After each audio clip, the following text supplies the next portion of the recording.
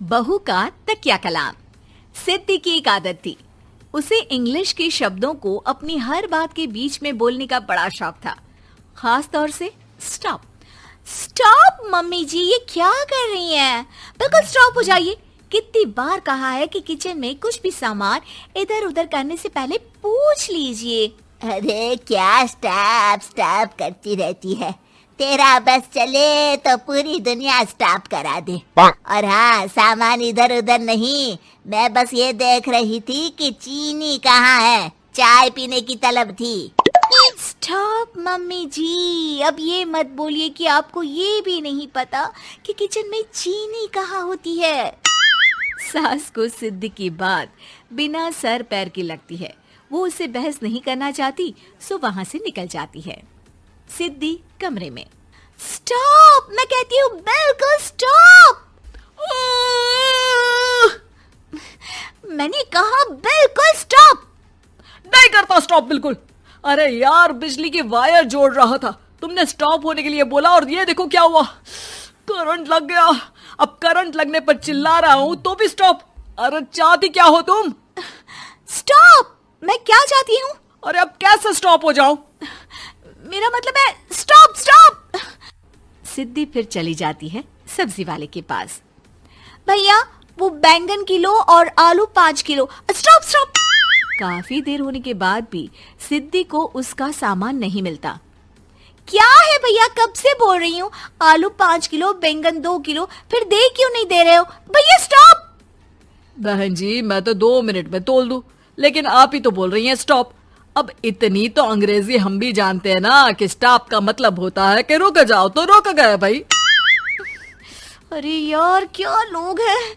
Stop. अरे तोलो तोलो चलो। किसी तरह सामान लेकर सिद्धि घर आती है, जहां वो देखती है कि ढेर सारे मेहमान बैठे होते हैं। सिद्धि आते ही जोर से चिल्लाती है, स्टॉप, आप यहाँ सब कैसे? अरे अब कैसे स्टॉप हो जावे बहू, जितना आना था आ गए हम। हाँ बैठिए ना। सासू माँ, आप बात करिए, मैं चाय बनाकर ला रही हूँ। सभी बात करने में लग जाते हैं कि तभी सिद्धि किचन से निकल कर आ जाती है। Stop stop. अरे क्या खाएंगे आप लोग? पकौड़ी बना दूं या चीला, या फिर इडली बना दूं? अरे जो मर्जी बना दो, बस ले आओ जल्दी से बहू, इन लोगों को निकलना है, कोई जरूरी बात करने आए हैं। अच्छा अच्छा स्टॉप। सिद्धि स्टॉप वाला अपना तकिया कलाम बोलकर निकल जाती है, लेकिन थोड़ी देर बाद जब वो कमरे में चाय नाश्ते के साथ आती है तो जरूरी बात हो गई आप लोगों की, या मेरे डर से शांत हो गए कि चुप हो जाओ, सिद्धि आ गई है।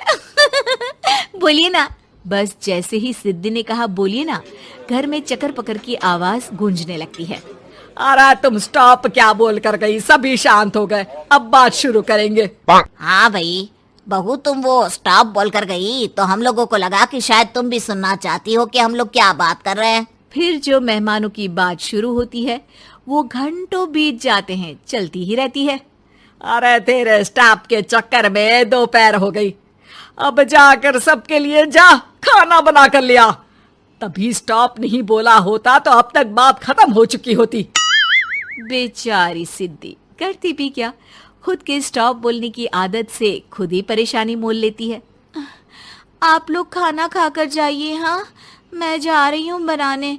मम्मी जी, लेकिन स्टॉप, मैं ना खाना बनाकर लाती हूँ। सिद्धि सबको खाना खिलाकर विदा करती है। पूरी तरह से थक चुकी सिद्धि शाम को पार्क में वॉक करने जाती है। स्टॉप यार, आज तो मैंने बहुत खा लिया, पेट लग रहा है कि फट ही जाएगा। सहेली एक जगह खड़ी होकर सिद्धि की बातें सुनती है। सिद्धि उसे दिन भर की सारी बातें कहती हैं। स्टॉप यार स्टॉप, चल मैं घर जा रही हूँ, सोचा था थोड़ा वॉक कर लूंगी, पेट हल्का हो जाएगा। सारा दिन काम कर करके थक भी गई थी, लेकिन यार तेरे कारण बस खड़ी ही रह गई। वैसे तो पार्क करने क्या आई थी? और यार बड़ी अजीब लड़की है, मैंने कितनी बार बोला कि मैं वॉक पर आई थी, लेकिन तू स्टॉप स्टॉप बोलकर रोक लेती थी मुझे। यार प्लीज अब तू जा, मैं वॉक करके ही घर जाऊंगी। ओ यार, वो स्टॉप तो मेरा तकिया कलाम है। घर के सभी लोग सिद्धि के स्टॉप से परेशान थे। वे कभी उसके बोलने पर स्टॉप हो जाते तो मुसीबत आ जाती, कभी नहीं होते तो भी मुसीबत आ जाती। अरे मैं तो इस बहू के तकिया कलाम से परेशान हो गई हूँ। अरे कोई तो उसकी ये आदत हटाए। देखो माँ, ये जो आदत होती है ना, जब तक खुद की जान पर न बन जाए आदत छूटती नहीं। अरे उसकी जान पर बनाए उससे हमें क्या, हम लोगों के लिए तो ये परेशानी का कारण बनती ही जा रही है। उधर सिद्धि खुद सोचती है, अरे यार, पहले बाजार से देर, फिर दिन का सारा खाना, और फिर पार्क में मैं टहल भी नहीं पाई। क्या करूं? इस तकिया कलाम के कारण मैं खुद ही परेशानी झेल लेती हूँ। एक काम करती हूँ, आज से सोच समझकर बोला करूंगी। बहू स्कूटी उठाती है और निकल जाती है, लेकिन जैसे ही वो बीच चौक पर पहुंचती है, स्कूटी फिसल जाती है और वो नीचे गिर जाती है। हाय रे, कोई तो बचाओ, किसने टक्कर मार दी मुझे? कितना दर्द हो रहा है, कोई तो डॉक्टर के पास लेकर चलो। स्टॉप! बस जैसे ही बहू स्टॉप बोलती है, सारे वहीं रुक जाते हैं। बड़ी घमंडी औरत है, एक तो हम बचा रहे हैं, ऊपर से देखो स्टॉप बोल रही है। स्टॉप! कोई नहीं है क्या इस पूरे शहर में? बहू अपने तकिया कलाम की रट लगा कर रखती है। स्टॉप! कोई है? कोई स्टॉप! लोग उसकी मदद के लिए आगे तो आते हैं, लेकिन जैसे ही उसका तकिया कलाम सुनते हैं, वहां से निकल जाते हैं। तभी कहीं से उसका पति लौट रहा था। वो बीवी को रास्ते में पड़ा देख हैरान रह जाता है। अरे तुम यहाँ, कितनी चोट लगी है तुम्हें? पति आसपास खड़े लोगों पर गुस्सा हो जाता है। आप लोगों को दिखाई नहीं दे रहा कि मेरी बीवी को चोट लगी है? कोई भी नहीं है जो उसे उठाकर बिठा सके? अरे भाई साहब, कोई क्या मदद करे इस महिला की।